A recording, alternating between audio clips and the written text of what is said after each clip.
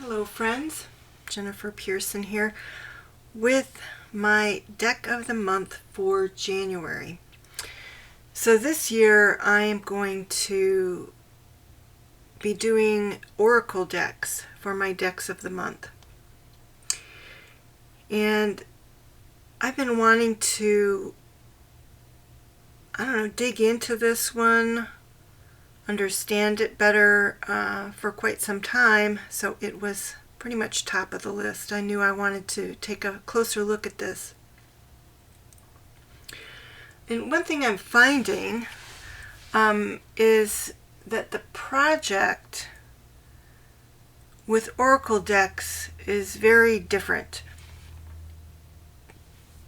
in terms of, with my tarot decks, I could do a spread. I would do spread testing, essentially. I would try it for relationship or for work and just general, 5-card, 3-card, whatever. Or I would get specialized and try to do an ancestor reading, or really explore it using spreads. And using oracle decks like this one, at any rate,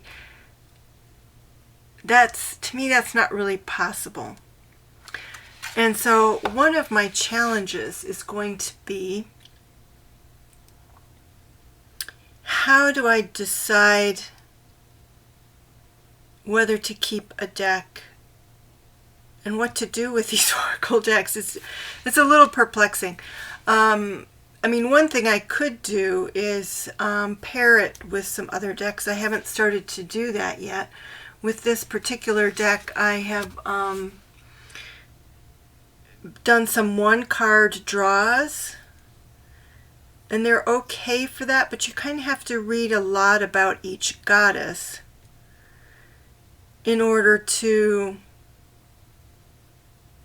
as in reading in the little booklet, and it is just a little white book, to kind of find what might apply in the moment. So this is Ancient Feminine Wisdom, but I love this. The tripod over the vent, and oh no, I can't even remember what it is. My failing brain.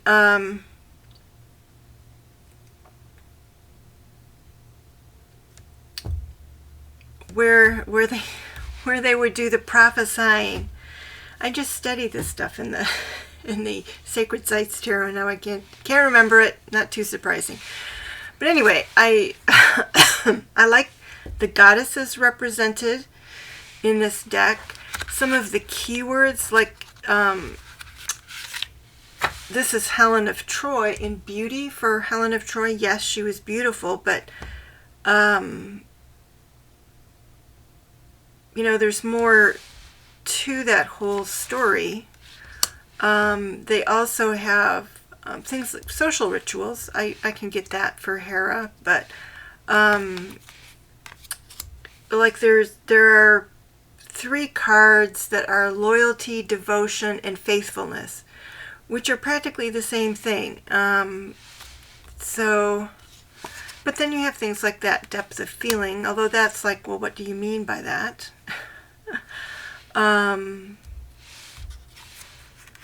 But I love the artwork. I love how these goddesses are being depicted. And so I don't know if I would keep it as, even though I wouldn't be inclined to read with it, to use it for readings, just keep it as an art deck, and a goddess deck. I wouldn't even call it a steady deck, but just a goddess connection deck, to pull out once in a blue moon, once every 5 years. I don't know.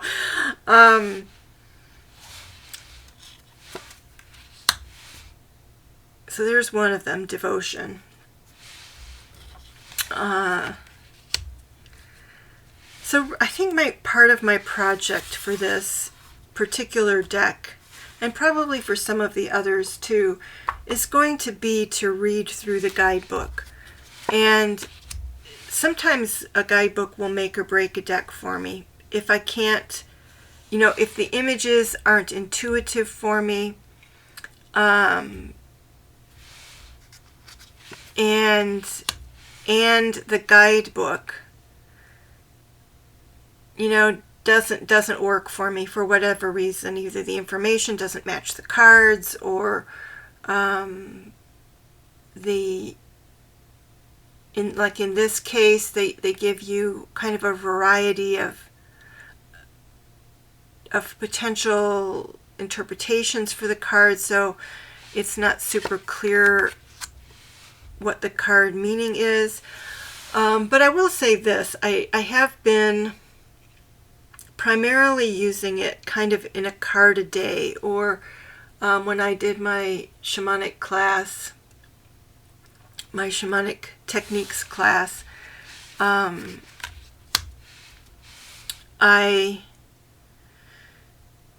asked it how, what excuse me, what it would be like.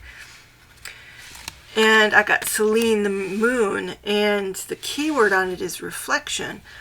But that isn't, so maybe, this would be more useful to me, though I hate to mar it because I feel like it's a beautiful deck, to add additional keywords. Because there was in the story of Selene in the guidebook a reference that struck me as being more like what the shamanic journeys are. But it's like in the middle of the paragraph about that particular goddess. And if I were younger and didn't have such an awful memory, like not remembering the Pythia, again, that's not the right word, and it's still not coming to me. Will I be able to remember these goddesses and their stories and the variety of things they can represent? Probably not in a month's time, because I don't have the time to devote primarily to this. So I don't know. So one of the things I like about this deck is, for one, I think there's 52 cards. I'm not, does it say on the box? Yep, 52 cards. And there are sections, so they've categorized the goddesses. So we have the first goddesses here. We have 1, 2, 3, 4, 5, 6, 7, 8. So we have a set of 8 first goddesses. The Olympian goddesses, 1, 2, 3, 4, 5, 6.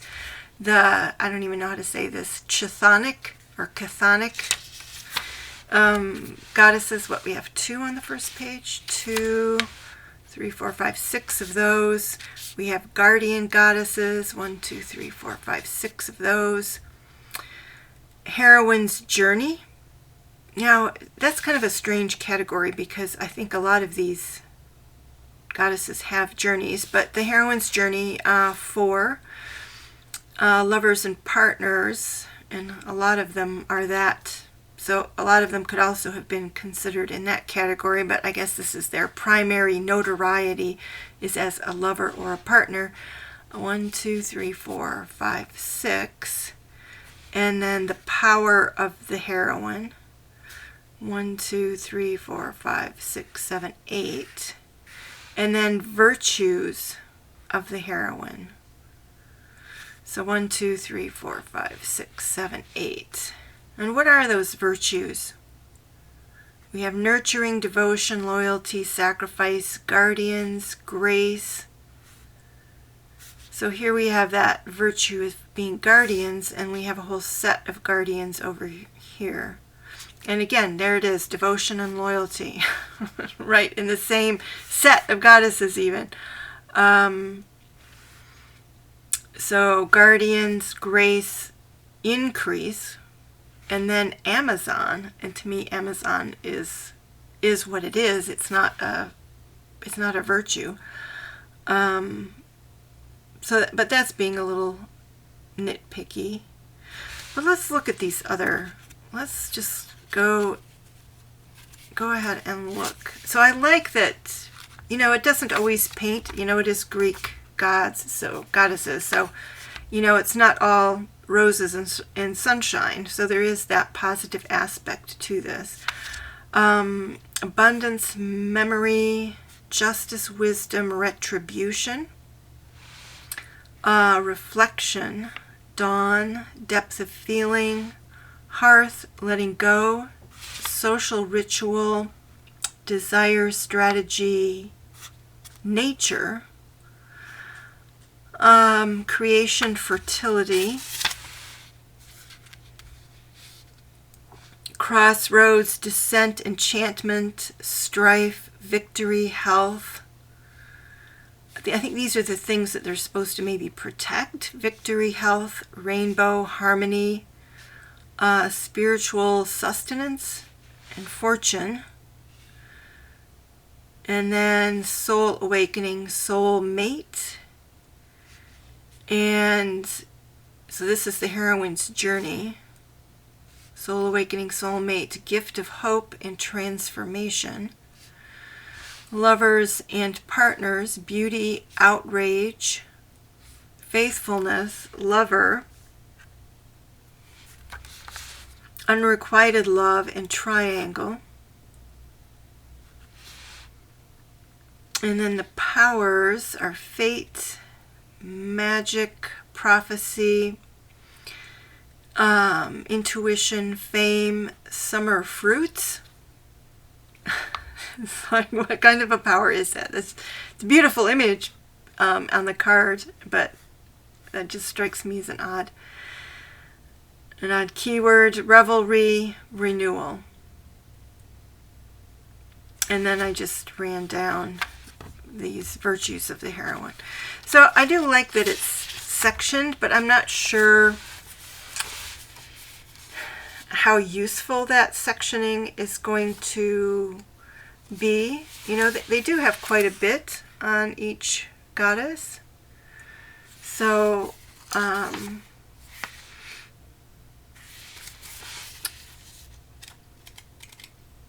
but some things they skim over, like with Helen,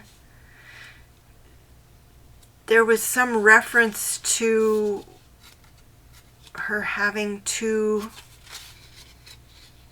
like on each side of her. Was she the first one?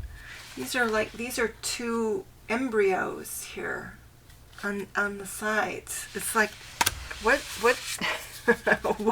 why make that an emphasis in the image of the card? There are other things. There's a Trojan horse here, and when I think of swan, I think of Zeus, but supposedly the swan was also a symbol of Aphrodite. Where did Helen go? 36. I just want to read that.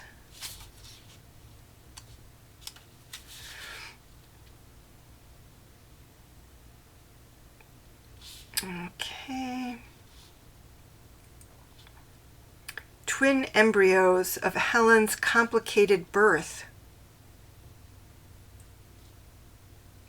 So I don't know. Was she a twin? I don't know. And there's Celine.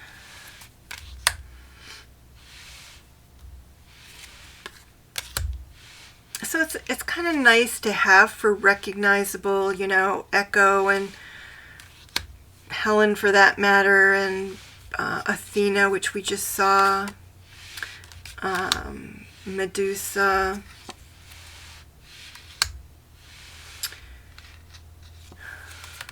and some things I'm not familiar with. I think we have more than one goddess that's kind of assigned to the dawn.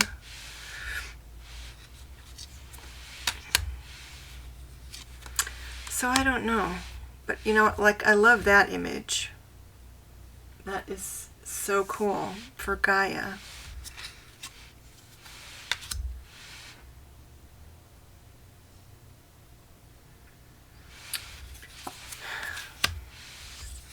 So yeah, still thinking about this one. And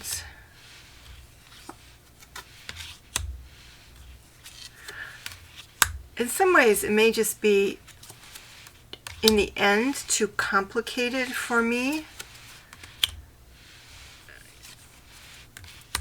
because the images, I think the images are beautiful, but they don't speak to me very much. So unless I know, which I do, Artemis, then I'm not going to pick up. But you know, some of them I don't know. Some of them I do. Persephone.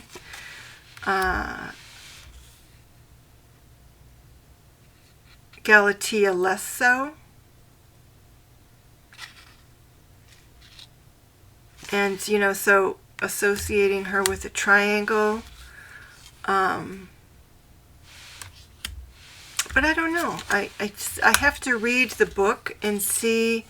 And this is certainly somebody I had never heard of before. And what's on the card here, which looks like it's a harvest, I would normally associate with Demeter.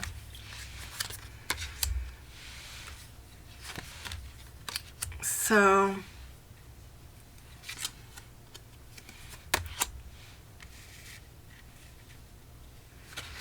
there's Pythia. But actually, I think Pythia, historically speaking, was before the Temple of Apollo. So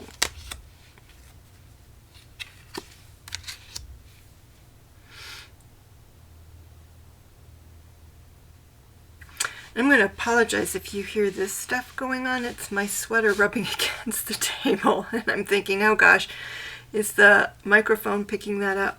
I hope not. Or at least not too much.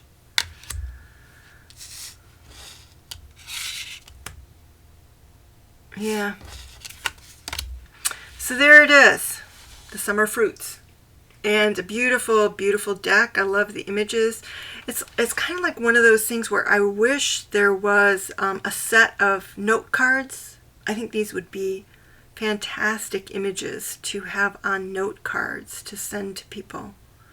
And then have this image, and not even a keyword, but on the next page, like on the inside of the card, on the left-hand side, on the inside of the card, you would have the name of the goddess, you know, the keywords, and then